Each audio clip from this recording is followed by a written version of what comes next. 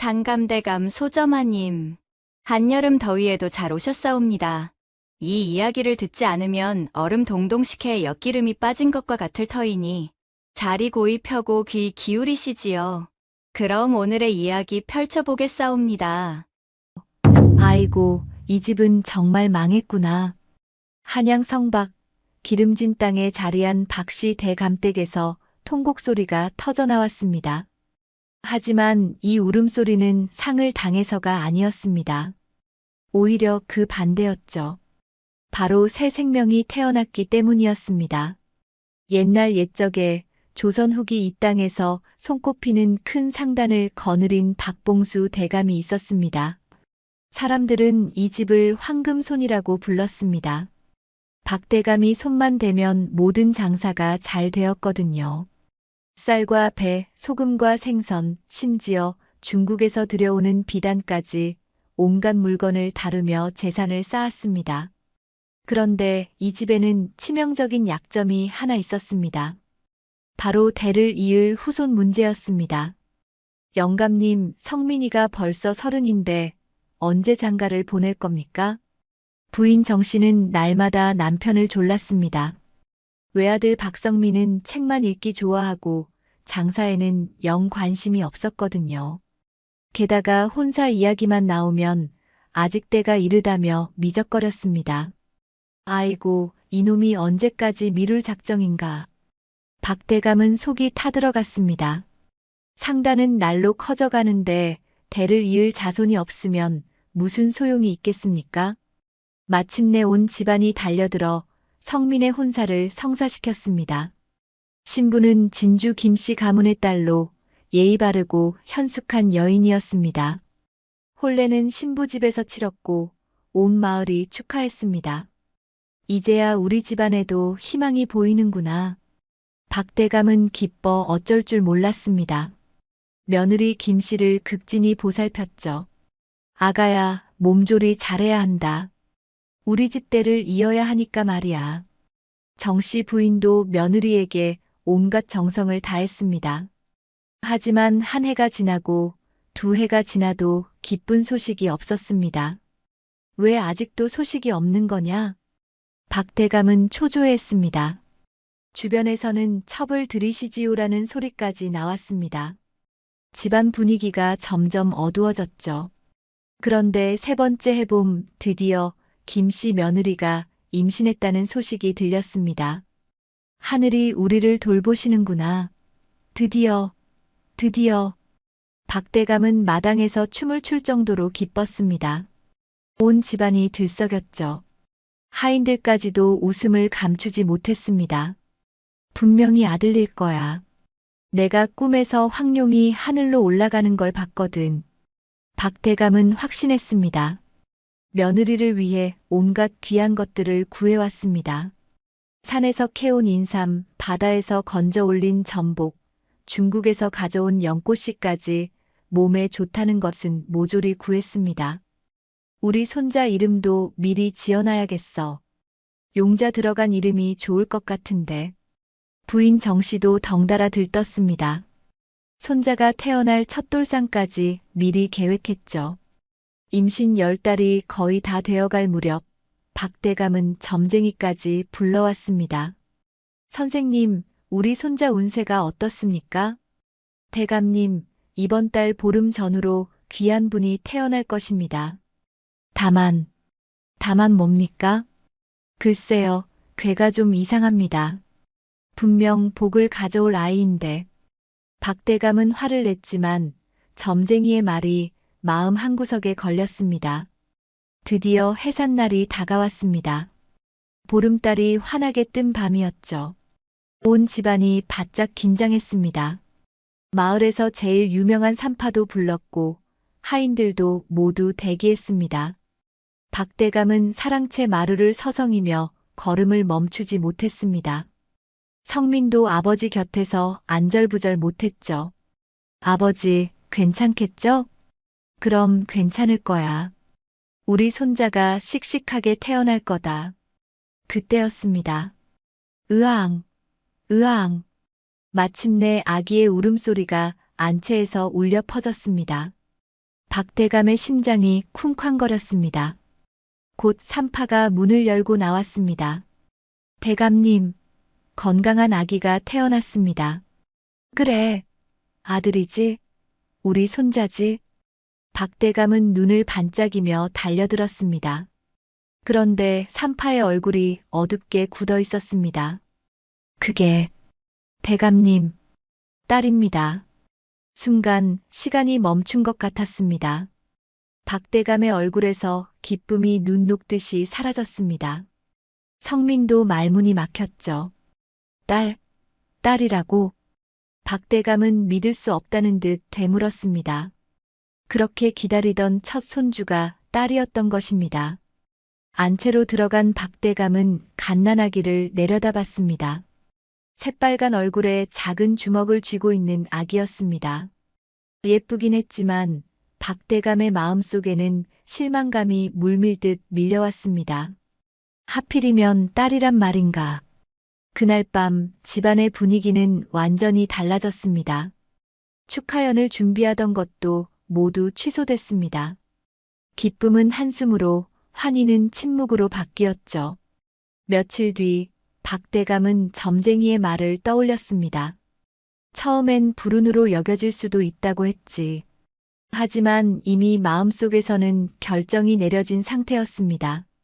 이 아이는 집안의 불운한 시작이라고 말입니다.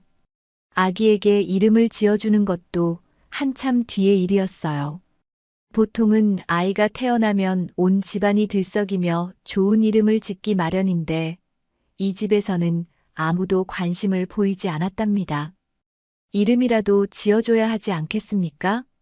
김씨 며느리가 조심스럽게 물어봤어요. 하지만 박대감은 시큰둥했죠. 글쎄, 딸 이름이야 뭘 그리 신경 쓸 게 있나. 결국 아이의 이름은 복녀가 되었습니다. 그나마 김씨 며느리가 복을 가져다 줄 아이라는 뜻으로 지은 거였어요. 하지만 집안 사람들은 이 이름조차 달가워하지 않았답니다. 복녀가 돌이 지났을 무렵 집안에는 더 큰 문제가 생겼어요. 김씨 며느리가 또다시 임신을 하지 못한 거죠. 한 해가 지나고 두 해가 지났지만 둘째 소식은 감감했습니다. 이상하네. 왜 아이가 안 생기지? 박대감은 초조해했어요. 주변에서는 온갖 말들이 나왔답니다. 첫째가 딸이니까 둘째가 안 생기는 게 아닐까요? 딸을 먼저 낳으면 운이 막힌다더니. 이런 소문들이 퍼지자 복녀에 대한 시선은 더욱 차갑게 변했어요. 집안의 불운한 시작일 뿐만 아니라 동생까지 막는다는 누명을 쓰게 된 거죠. 아이고, 우리 집이 왜 이런가. 정씨 부인은 날마다 한숨을 쉬었습니다. 며느리에게도 압박을 주기 시작했어요. 아가야, 몸조리를 제대로 해야지. 둘째는 꼭 아들을 낳아야 한다. 김씨 며느리는 마음고생이 심했어요. 시어머니의 눈치를 봐야 했고 남편도 날로 차갑게 변해갔답니다. 한편 복녀는 이런 집안 분위기 속에서도 혼자서 자라고 있었어요. 아무도 돌봐주지 않았지만 아이는 나름대로 세상을 배워나갔답니다. 3살이 되자 복녀는 집안을 돌아다니며 이것저것 구경했어요. 하인들이 일하는 모습을 보고 어머니가 바느질하는 것도 지켜봤죠. 아버지가 장부를 보는 것까지 멀찌감치서 살폈답니다. 저 아이는 왜 저리 돌아다니나? 그냥 놔둬요. 어차피 관심도 없으니까. 집안 사람들은 복녀를 없는 사람 취급했어요. 덕분에 복녀는 자유롭게 집 안 곳곳을 구경할 수 있었답니다. 복녀가 5살이 되던 해 드디어 둘째 소식이 들렸어요. 김씨 며느리가 다시 임신을 한 거죠. 이번엔 꼭 아들이어야 해. 박대감은 간절했습니다. 온 집안이 다시 들썩였어요. 하지만 몇 달 뒤 김씨 며느리는 유산을 하고 말았답니다. 아이고, 이게 무슨 일이야. 온 집안이 충격에 빠졌어요. 그리고 또다시 복녀에게 원망의 시선이 쏟아졌답니다. 첫째 딸 때문에 동생이 못 오는 것 같아. 정말 불길한 아이네. 복녀는 이런 말들을 들으며 자랐어요. 하지만 아이는 굴복하지 않았답니다. 오히려 더 많은 것을 배우려고 했죠. 6살 때부터는 집 밖으로 나가기 시작했어요. 마을 장터에 따라가서 상인들이 물건 파는 모습을 봤답니다. 어떻게 손님과 이야기하는지, 어떻게 흥정하는지 모두 눈여겨봤어요. 저 아이는 또 어디 갔나? 그냥 놔둬요. 집에 있어도 방해만 되니까. 복녀는 점점 집 밖에서 보내는 시간이 많아졌어요. 마을 서당 근처에서는 아이들이 글 읽는 소리를 들었답니다. 비록 여자라서 서당에 들어갈 수는 없었지만 밖에서나마 글을 익혀갔어요. 천자문, 하늘 천, 땅 지. 복녀는 혼자서 중얼거리며 글자를 외웠어요. 똑똑한 아이였거든요. 산으로 가서는 나무꾼 할아버지들과도 친해졌답니다. 산의 이치와 나무 기르는 법, 물길 보는 법까지 배웠어요.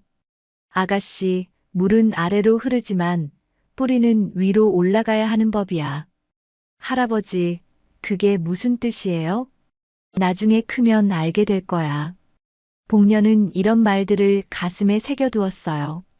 집에서는 아무도 가르쳐 주지 않았지만 세상이 바로 복녀의 스승이 되어준 거죠. 그렇게 몇 년이 더 흘렀답니다. 복녀가 10살이 될 무렵 김씨 며느리는 또 한 번 임신했어요. 하지만 이번에도 유산으로 끝났답니다. 이제 정말 끝인가? 박대감은 절망했어요. 며느리도 아들도 모두 지쳐 있었답니다. 집안 분위기는 날로 어두워졌죠. 바로 이때였어요. 복녀가 11살이 되던 해 겨울, 박대감의 아버지이자 복녀의 할아버지가 갑자기 병이 났답니다. 아버지, 괜찮으시겠어요? 온 집안이 바짝 긴장했어요. 하지만 할아버지의 병은 점점 깊어져만 갔답니다. 내가 이 집안을 일으킨 게 잘못이었나? 할아버지는 임종 직전 이런 말을 남겼어요. 그리고 며칠 뒤 세상을 떠났죠. 상을 치르느라 온 집안이 바빴답니다. 그런데 바로 그때 복녀만이 할아버지의 마지막 말을 기억하고 있었어요. 할아버지가 뭔가 걱정하셨어. 아이의 마음에는 어떤 예감이 들었답니다. 집안에 큰 변화가 올 것 같았거든요. 할아버지가 돌아가신 후 집안의 살림살이는 점점 기울어지기 시작했어요. 상단 운영도 예전 같지 않았고 빚도 늘어만 갔답니다. 복녀는 이 모든 것을 지켜보며 가슴 깊이 다짐했어요. 언젠가는 내가 이 집을 일으켜 세워야 해. 누구도 기대하지 않는 딸이었지만 복녀의 마음속에는 큰 꿈이 자라고 있었답니다. 할아버지가 돌아가신 지 1년이 지나자 박씨 집안의 실상이 드러나기 시작했어요. 그동안 할아버지가 모든 자금을 도맡아 왔는데 정작 그의 아들인 박대감은 장사 수완이 그리 뛰어나지 못했던 거죠. 대감님, 이번 달 쌀값이 또 떨어졌습니다. 상단의 지배인이 걱정스런 얼굴로 보고했어요. 박대감은 어쩔 줄 몰라 했답니다. 그럼 어떻게 해야 하나? 다른 물건으로 바꿔서 장사해야 할 것 같습니다만. 하지만 박대감에게는 그런 결단력이 없었어요. 한편 복녀는 12살이 되어 더욱 똑똑해졌답니다. 집안의 어려운 사정을 누구보다 잘 알고 있었어요. 아버지가 장부를 들여다보며 한숨 쉬는 모습, 어머니가 몰래 눈물 흘리는 모습을 모두 봤거든요. 우리 집이 어려워지고 있구나. 복녀는 마음속으로 걱정했어요. 하지만 아직은 12살 아이였을 뿐이죠. 할 수 있는 게 없었답니다. 그해 가을, 박대감은 큰 손실을 입었어요. 대량으로 비싼 돈을 주고 들여온 비단이 비에 젖어 모두 망가진 거죠. 아이고, 이를 어쩐다. 박대감은 머리를 감쌌어요. 그 비단을 팔아서 빚을 갚으려고 했는데 이제 빚만 더 늘어난 셈이었답니다. 서방님, 이제 정말 어떻게 해야 할까요? 정씨 부인도 걱정이 태산 같았어요. 집안 살림이 점점 어려워지고 있었거든요. 일단 집에 있는 귀한 물건들부터 팔아야겠소. 박대감은 어쩔 수 없이 조상 대대로 내려온 물건들을 하나씩 팔기 시작했어요. 고려청자, 조선백자, 심지어 아버지가 아끼던 벼룩까지 모두 내다 팔았죠. 그런데 이것도 한계가 있었답니다. 팔만한 물건들은 다 팔고 나니 이제 더 이상 팔 것이 없었어요. 이제 땅을 팔 수밖에 없겠소. 박대감은 마지막 결심을 했어요. 송파강 건너편에 있는 땅을 팔기로 한 거죠. 그런데 문제가 있었답니다. 그 땅은 예전에 집이 있었던 자리였는데 이상하게도 아무도 사려고 하지 않았어요. 그 땅 말입니까? 글쎄요, 거기는 좀. 부동산을 중개하는 사람들도 난색을 표했어요. 왜요? 뭐가 문제인가요? 사람들이 그 땅을 재수 없는 땅이라고 부르거든요. 예전에 그 집 식구들이 모두 병으로 죽었다고 하더라고요. 그게 다 옛날 이야기 아닙니까? 그래도 사람들 인식이 그렇다 보니 결국 그 땅은 팔리지 않았어요. 박대감은 답답했답니다. 아무도 사지 않는 땅을 어떻게 하란 말인가. 바로 그때였어요. 복녀가 조심스럽게 입을 열었답니다. 아버지, 그 땅을 제가 맡아볼까요? 온 집안이 깜짝 놀랐어요. 12살 된 딸아이가 무슨 소리를 하는 건가요? 뭐, 너가? 박대감은 어이없다는 표정이었어요. 네, 아버지. 그냥 버려두기보다는 제가 한번 해보겠어요. 무슨 소리를 하는 거야? 정씨 부인도 손사래를 쳤답니다. 어머니, 저도 이제 12살이에요. 할 수 있어요.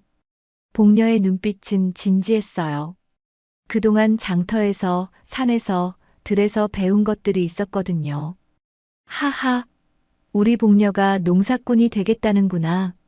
박대감은 웃어 넘겼어요. 하지만 복녀는 포기하지 않았답니다. 아버지, 정말이에요. 그 땅을 제가 가꿔보겠어요. 야야, 그 땅이 얼마나 거친지 아니? 잡초만 무성하고 돌투성이인 땅이야. 그래도 해보겠어요. 복녀의 목소리에는 확신이 담겨 있었어요. 어차피 팔리지도 않는 땅인데 아이가 흙장난이나 하겠지. 결국 박대감은 복녀의 요청을 들어줬어요. 어차피 쓸모없는 땅이니까 상관없다고 생각했거든요. 다음 날 복녀는 그 땅을 보러 갔어요. 송파강을 건너 한참을 걸어가니 정말 황량한 땅이 나왔답니다. 잡초가 무성하고 돌멩이가 여기저기 널려 있었어요. 정말 거칠다. 하지만 복녀는 포기하지 않았어요. 산에서 배운 지식을 떠올려 보니 이 땅도 가능성이 있어 보였답니다. 물길만 잘 내면 될 것 같은데. 복녀는 땅을 이리저리 살펴봤어요. 경사와 물의 흐름, 햇빛이 드는 방향까지 모두 확인했답니다. 할 수 있어. 분명히 할 수 있어. 복녀는 마음속으로 다짐했어요. 집으로 돌아온 복녀는 곧바로 준비를 시작했답니다. 집에서 쓰던 농기구들을 몰래 가져갔어요. 호미와 괭이, 삽까지 모두 준비했죠. 가족들은 여전히 관심이 없었어요. 덕분에 복녀는 자유롭게 일할 수 있었답니다. 매일 아침 일찍 일어나 그 땅으로 갔어요. 먼저 잡초부터 뽑기 시작했답니다. 손이 까지고 아팠지만 포기하지 않았어요. 이렇게 하나씩 하면 되겠지. 복녀는 하루 종일 땀을 흘리며 일했어요. 돌멩이를 하나씩 치우고 잡초를 뽑아냈답니다. 한 달이 지나자 조금씩 변화가 보였어요. 그렇게 거칠던 땅이 정리되기 시작한 거죠. 오, 정말 달라졌네. 지나가던 마을 사람들도 놀라워했어요. 하지만 복녀는 여기서 멈추지 않았답니다. 이제 본격적인 작업이 시작될 때였거든요. 복녀가 땅을 정리한 지 2달이 지나자 마을 사람들 사이에서 소문이 돌기 시작했어요. 그 재수 없다던 땅이 조금씩 달라지고 있다는 거죠. 야, 박대감댁 딸이 정말 신기하네. 그러게 말이야. 그 황무지를 혼자서 정리하고 있더라. 하지만 정작 복녀의 집안에서는 여전히 관심이 없었어요. 아니, 오히려 더 큰 걱정거리가 생겼거든요. 서방님, 이번엔 정말 큰일 났어요. 정씨 부인이 급하게 달려왔답니다. 빚쟁이들이 집에 찾아온 거죠. 돈을 당장 갚지 않으면 집을 내놓으라고 하네요. 박대감은 머리가 하얘졌어요. 그동안 이것저것 팔아서 버텨왔는데 이제 정말 한계에 다다른 거였답니다. 얼마나 빚이 늘어난 거야? 거의 집값만큼 돼요. 이제 정말 집을 팔아야 할지도. 온 집안이 절망에 빠졌어요. 그런데 이 소식을 들은 복녀는 더욱 열심히 일했답니다. 서둘러야 해. 빨리 뭔가 보여줘야 해. 복녀는 산에서 배운 물길 내는 법을 적용하기 시작했어요. 작은 도랑을 파서 송파강에서 물을 끌어오는 거죠. 이렇게 하면 물이 고르게 퍼질 거야. 아직 어린아이였지만 복녀의 손길은 놀라도록 정확했어요. 나무꾼 할아버지들에게서 배운 것들이 고스란히 도움이 되었답니다. 한편 장터에서는 복녀를 아는 상인들이 있었어요. 야, 복녀야. 요즘 뭐 하고 있니? 땅을 가꾸고 있어요, 할아버지. 땅을? 어느 땅? 송파강 건너편에 있는 땅이요. 아, 그 재수 없다던 땅 말이구나. 거기서 뭘 키울 건데? 복녀는 잠깐 생각했어요. 사실 아직 구체적인 계획은 없었거든요. 일단 물길부터 만들고 있어요. 그 다음에 생각해 보려고요. 하하, 그래도 계획은 세워야지. 상인 할아버지가 조언했어요. 요즘 무값이 좋더라. 무는 키우기도 쉽고 팔리기도 잘하니까. 무요? 그래, 특히 김장철 전에 무를 심으면 좋은 값에 팔 수 있어. 복녀는 이 말을 기억해뒀어요. 집으로 돌아가는 길에 무 씨앗을 사기로 했답니다. 그런데 씨앗을 사려면 돈이 필요했어요. 복녀에게는 돈이 없었답니다. 어떻게 하지? 고민하던 복녀는 좋은 아이디어를 떠올렸어요. 집안일을 도와주고 용돈을 받는 거죠. 어머니, 제가 집안일 도와드릴게요. 왜? 갑자기? 그냥요. 빨래도 하고 청소도 할게요. 정씨 부인은 의아해했지만 도움을 받는 건 나쁘지 않았어요. 그래, 그럼 내가 해봐라. 복녀는 열심히 집안일을 도왔어요. 빨래를 하고 마당을 쓸고 부엌 일까지 거들었답니다. 어머니, 용돈 좀 주세요. 용돈? 뭐에 쓸 건데? 씨앗을 사려고요. 씨앗? 네, 무 씨앗이요. 정씨 부인은 헛웃음을 쳤어요. 정말 농사 지을 생각이구나. 자, 여기 있다. 몇 푼 안 되는 돈이었지만 복녀에게는 소중한 자본금이었답니다. 다음 날 복녀는 장터에서 무 씨앗을 샀어요. 그리고 땅으로 가서 파종을 시작했답니다. 한 알씩 정성스럽게 복녀는 씨앗 하나하나를 소중히 심었어요. 물기를 낸 덕분에 물주기도 수월했답니다. 하지만 며칠 후 뜻밖의 일이 일어났어요. 갑작스런 비가 내린 거죠. 아, 안 돼. 복녀는 급히 땅으로 달려갔어요. 그런데 물길이 제대로 되어 있지 않아서 물이 한쪽으로만 몰려 있었답니다. 이런, 씨앗이 떠내려가겠어. 복녀는 허겁지겁 물길을 다시 팠어요. 비를 맞으며 밤늦게까지 일했답니다. 복녀야, 어디 갔어? 비 오는데. 어머니가 부르는 소리가 들렸지만 복녀는 집에 갈 수 없었어요. 씨앗들을 지켜야 했거든요. 다행히 물길을 다시 내고 나니 물이 고르게 퍼졌어요. 씨앗들도 무사했답니다. 휴, 다행이다. 집에 돌아온 복녀는 흙투성이가 되어 있었어요. 아이고, 이게 뭔 꼴이니? 어머니는 깜짝 놀랐답니다. 괜찮아요, 어머니. 씻고 올게요. 복녀는 아무렇지도 않다는 듯 말했어요. 하지만 속으로는 걱정이 많았답니다. 정말 잘 자랄까? 내가 제대로 하고 있는 걸까? 그래도 포기할 수는 없었어요. 집안을 살려야 했거든요. 일주일이 지나자 드디어 작은 싹이 돋아났어요.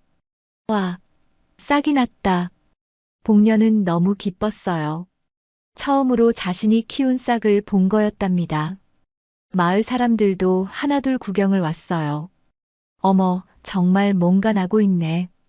박대감댁 딸이 대단하다. 소문은 점점 퍼져갔어요.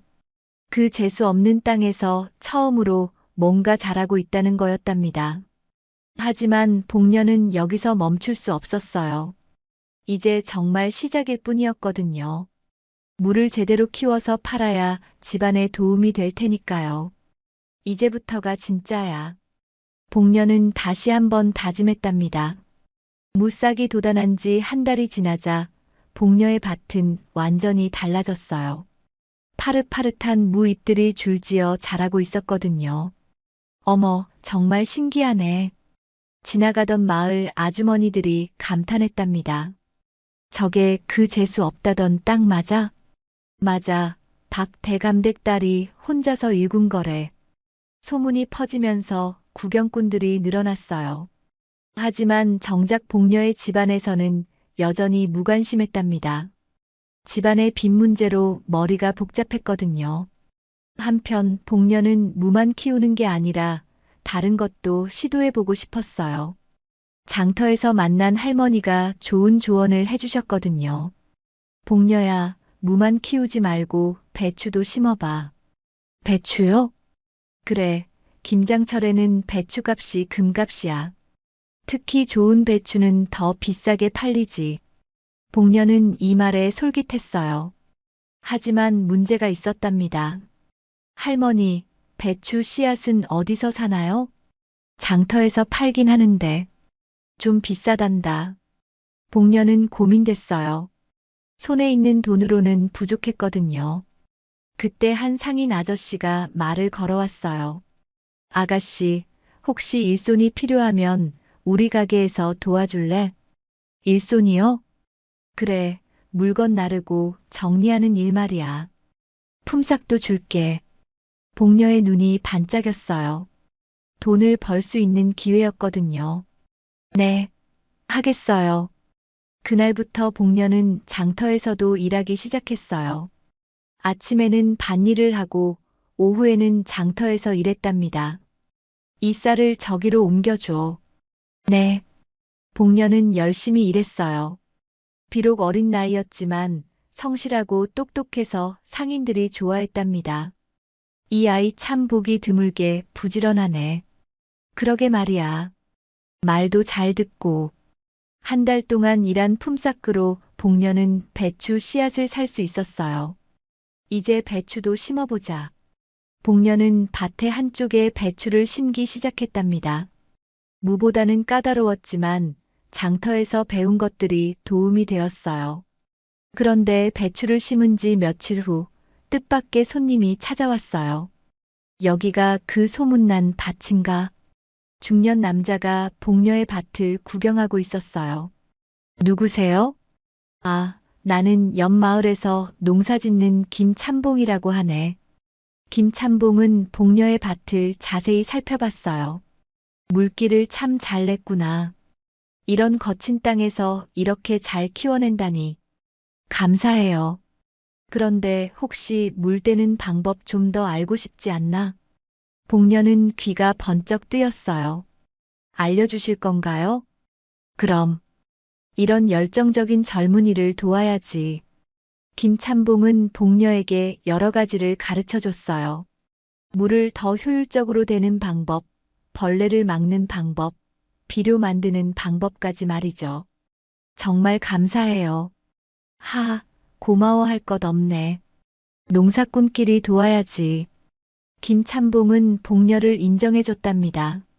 비록 어린 여자아이지만 진짜 농사꾼 정신을 가지고 있다고 생각했거든요. 복년은 김참봉에게서 배운 것들을 하나씩 적용해 나갔어요. 물기를 더 정교하게 만들고 천연 비료도 만들어 썼답니다. 그 결과 무와 배추가 더욱 잘 자라기 시작했어요. 어머나 저렇게 싱싱할 수가. 구경 온 사람들이 놀라워했어요. 정말 그 땅이 맞나? 완전히 달라졌네. 이제는 마을 사람들뿐만 아니라 다른 마을에서까지 구경을 왔답니다. 하지만 복년은 우쭐하지 않았어요. 아직 수확을 해봐야 진짜 성공인지 알 수 있었거든요. 드디어 가을이 다가왔어요. 수확할 때가 된 거죠. 이제 정말 중요한 때다. 복년은 떨리는 마음으로 첫 물을 뽑아봤어요. 와, 정말 크고 싱싱한 무가 나왔답니다. 성공이다. 복년은 너무 기뻤어요. 첫 농사가 이렇게 성공할 줄 몰랐거든요. 배추도 마찬가지였어요. 단단하고 시원해 보이는 배추가 주렁주렁 달려 있었답니다. 이제 이걸 어떻게 팔지? 복년은 벌써부터 계산이 바빴어요. 이 채소들을 잘 팔면 집안에 큰 도움이 될 텐데 말이죠.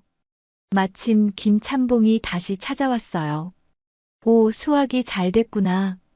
네, 참봉님 덕분이에요. 이런 좋은 채소들을 어디서 팔 생각이냐? 장터에서 팔려고 하는데. 그것보다 좋은 방법이 있을 것 같은데. 김참봉이 뭔가 좋은 아이디어를 가지고 있는 것 같았어요. 무슨 방법인가요? 내가 아는 큰 상단이 있거든. 거기서 좋은 채소를 찾고 있다고 하더라. 복녀의 가슴이 두근거렸어요. 큰 상단에 팔 수 있다면 더 좋은 값을 받을 수 있을 테니까요. 정말요? 소개해 주실 수 있나요? 물론이지. 내일 같이 가보자. 복녀는 설레는 마음으로 밤을 보냈답니다. 드디어 첫 수확물을 제대로 팔아볼 기회가 온 거였어요. 다음 날 복녀는 김참봉과 함께 한양시장으로 향했어요. 수레에 가득 실은 무와 배추를 보니 뿌듯했답니다. 참봉님, 정말 잘 팔릴까요? 걱정 마라. 이런 좋은 채소는 금방 팔릴 거야. 한양시장은 복녀가 본 것 중 가장 큰 시장이었어요. 온갖 물건들이 넘쳐나고 사람들로 북적거렸답니다. 여기가 정상단이다. 김참봉이 가리킨 곳은 큰 상점이었어요. 간판도 크고 사람들도 많이 드나들었답니다. 상단주님께서 계신가? 아, 김참봉님. 어서 오세요. 정상단주는 김참봉을 반갑게 맞았어요. 이번엔 어떤 좋은 물건을 가져오셨나요? 이번엔 제가 아니라 이 아가씨가 키운 채소를 보여드리려고 해요. 정상단주는 복녀를 내려다봤어요. 어린 여자아이가 농사를 짓는다니 신기했거든요. 아가씨가 직접 키웠다고요? 네, 저 혼자 키웠어요. 복녀는 당당하게 대답했답니다. 정상단주는 수레에 실린 채소들을 살펴봤어요. 물을 들어보고 배추도 만져봤죠. 참 좋네요.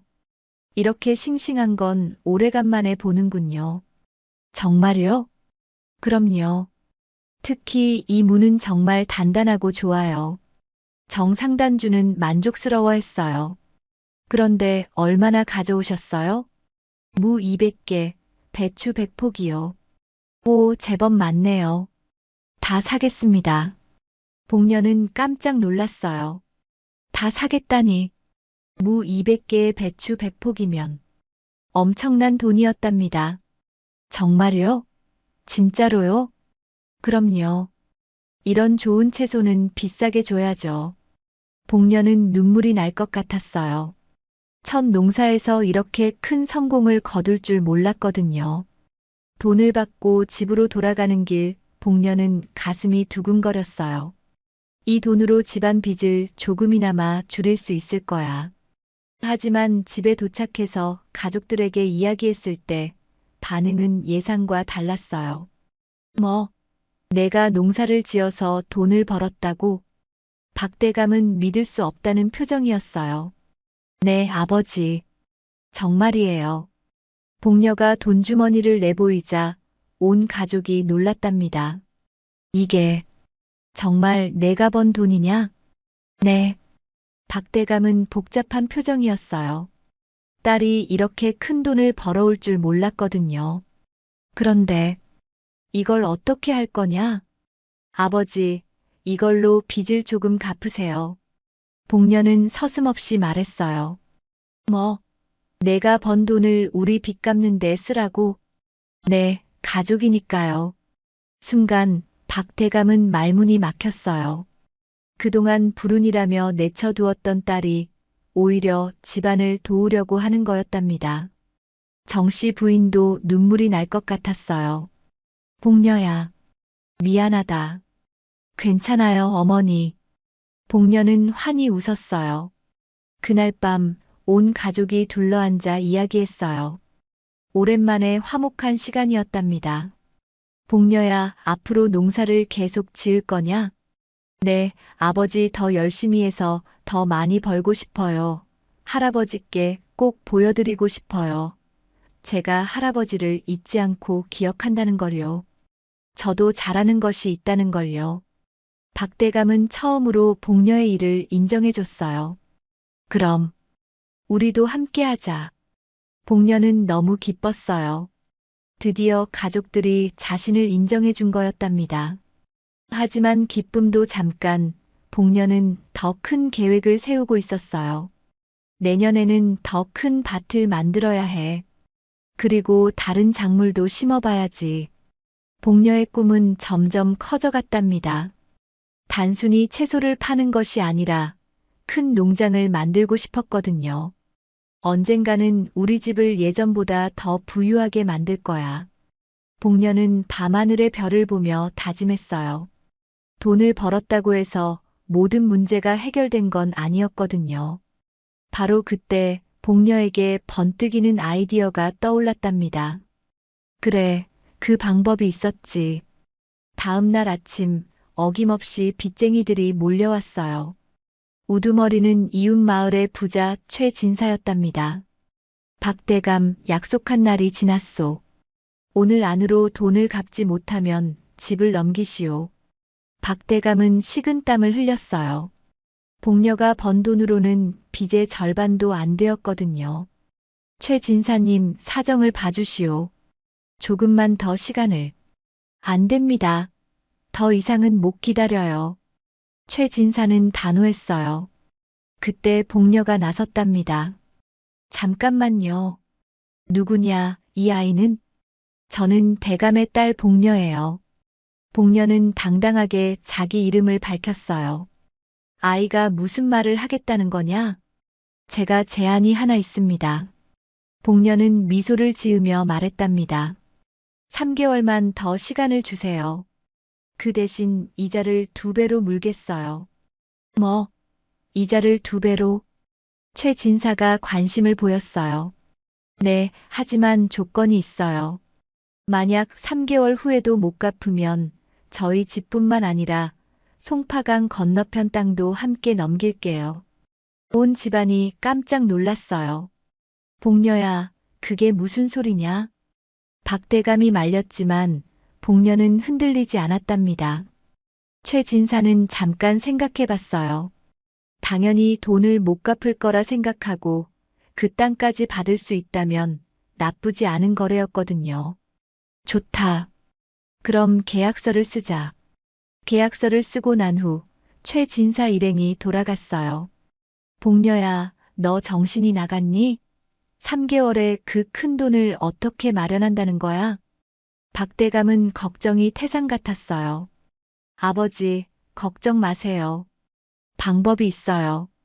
무슨 방법? 일단 믿어주세요. 복녀는 확신에 차 있었답니다. 그날 오후 복녀는 김참봉을 찾아갔어요. 어르신, 큰 부탁이 있습니다. 무슨 부탁인가? 복녀는 자초지종을 설명했어요. 그리고 자신의 계획도 말했답니다. 초겨울에도 키울 수 있는 작물을 대량으로 키우고 싶어요. 그런데 씨앗을 사려면 돈이 많이 필요해요. 초겨울 작물을? 네, 무와 배추 말고도 파, 마늘, 양파까지 모든 채소를 키우고 싶어요. 김참봉은 복녀의 열정에 감동했어요. 그런데 혼자서 그 넓은 땅을 다 관리할 수 있겠나? 사람을 구하려고 해요. 품삯을 주고 일꾼들을 쓸 거예요. 계획은 좋은데 초기 자금이 문제겠구나. 참봉님, 혹시 돈을 빌려주실 수 있나요? 다음 수학 때 이자와 함께 갚을게요. 김참봉은 고민했어요. 큰 돈이었거든요. 얼마나 필요하다는 거냐? 한 100냥 정도요. 100냥. 김참봉은 깜짝 놀랐어요. 보통 사람 1년 생활비였거든요. 너무 많이 빌려달라는 건가요? 아니다. 내 열정을 보니 한번 믿어보고 싶어진다. 김참봉은 결심했어요. 좋아, 빌려주마. 대신 실패하면 안 된다. 네, 꼭 성공시킬게요. 돈을 빌린 복녀는 곧바로 준비에 들어갔어요. 먼저 씨앗을 대량으로 샀답니다. 무, 배추는 물론 파, 마늘, 양파 씨앗까지 모두 구했어요. 그 다음에는 일꾼들을 구했답니다. 겨울 농사 도와주실 분 계세요? 처음엔 아무도 관심을 보이지 않았어요.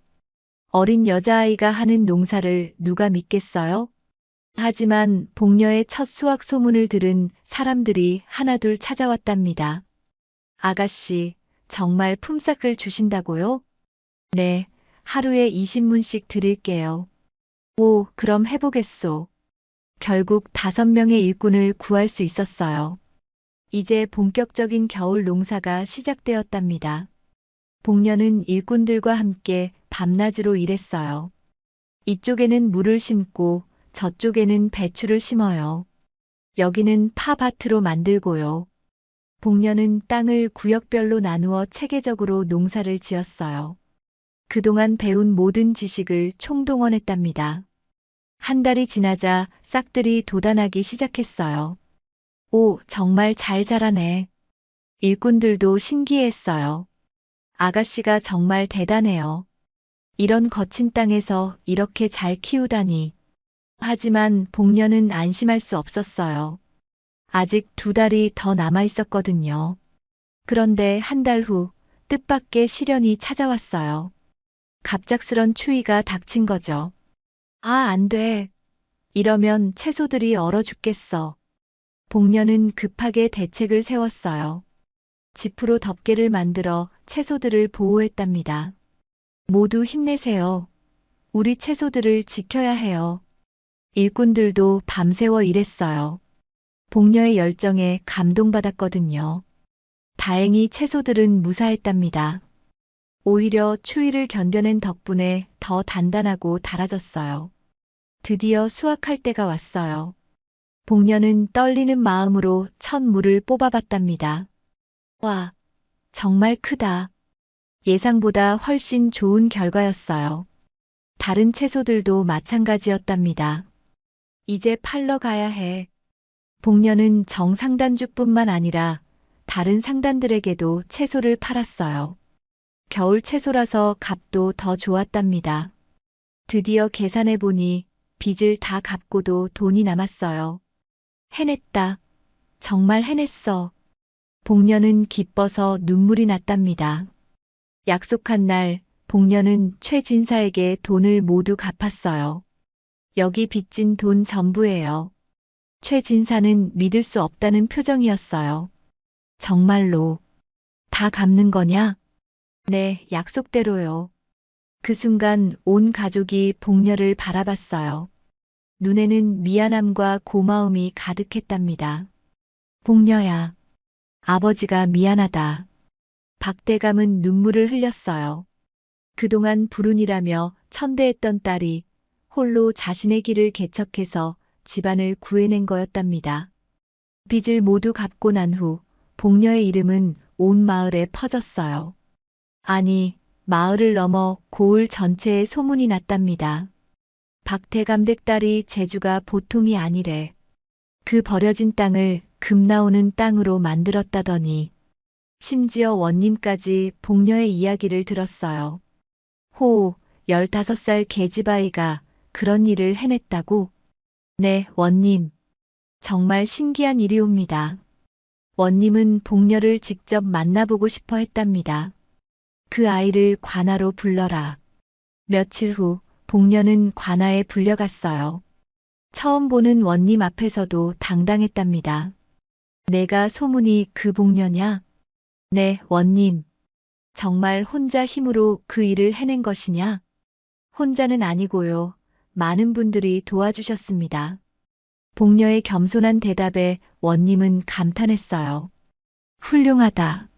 나이가 어린데도 이런 당찬 행동을 하다니. 이런 인재가 우리 고을에 있다니 자랑스럽구나. 원님은 복녀에게 특별한 제안을 했답니다. 앞으로 우리 고을의 농업 발전을 도와주면 어떻겠느냐? 저 같은 사람이요? 그럼 너만한 사람이 또 어디 있겠느냐? 복녀는 영광스러웠지만 고민됐어요. 아직 집안일도 많이 남아 있었거든요.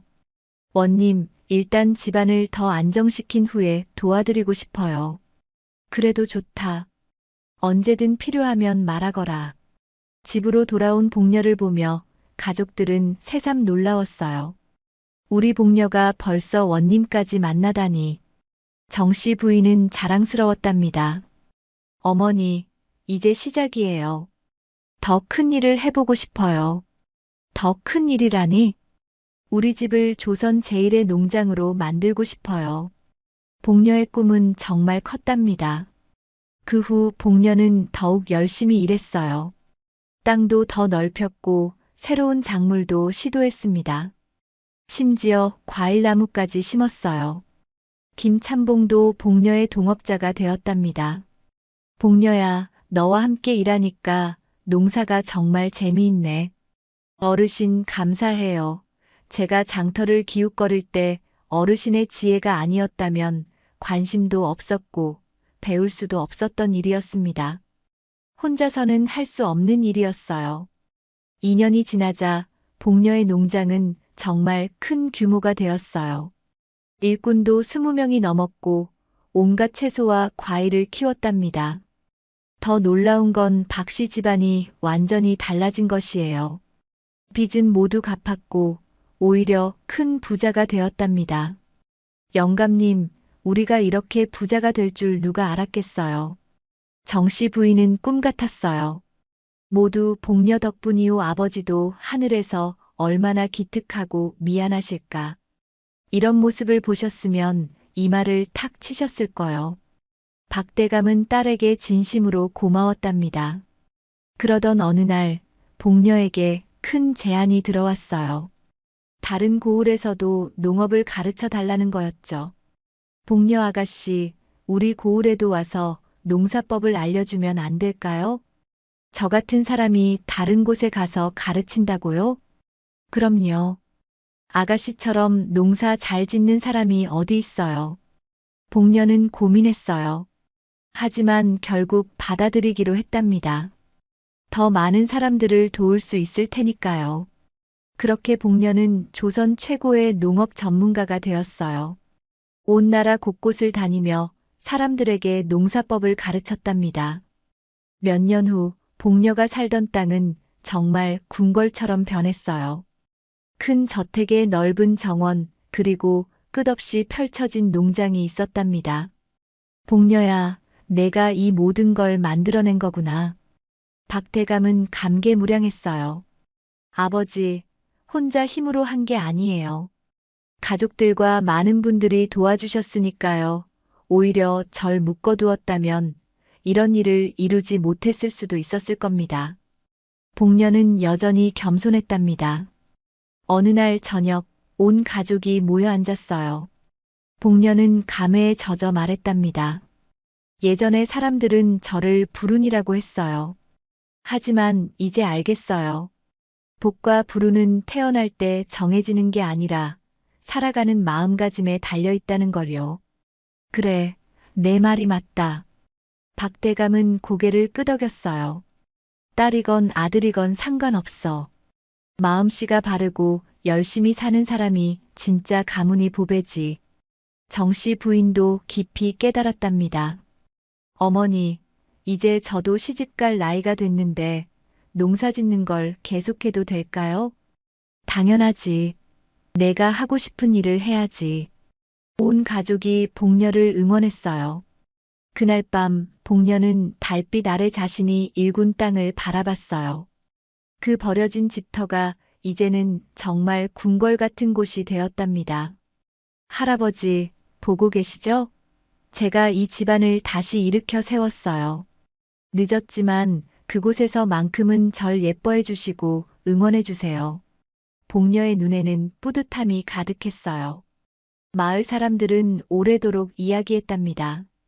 버려진 땅을 살린 건 복녀였네. 미운 털 박힌 딸이 집안의 큰 기둥이 되었네. 이것이 바로 복녀의 이야기였어요. 불운이라 여겨졌던 딸이 어떻게 가문의 빛이 되었는지 말이죠. 세월이 흘러도 사람들은 복녀를 기억했답니다. 그리고 이런 말을 전해 내려왔어요. 복과 불운은 하늘이 정하는 게 아니라 사람의 마음과 행실이 만드는 것이다. 복녀의 이야기는 이렇게 끝이 났답니다. 하지만 그 교훈은 지금도 많은 사람들의 가슴 속에 살아있어요.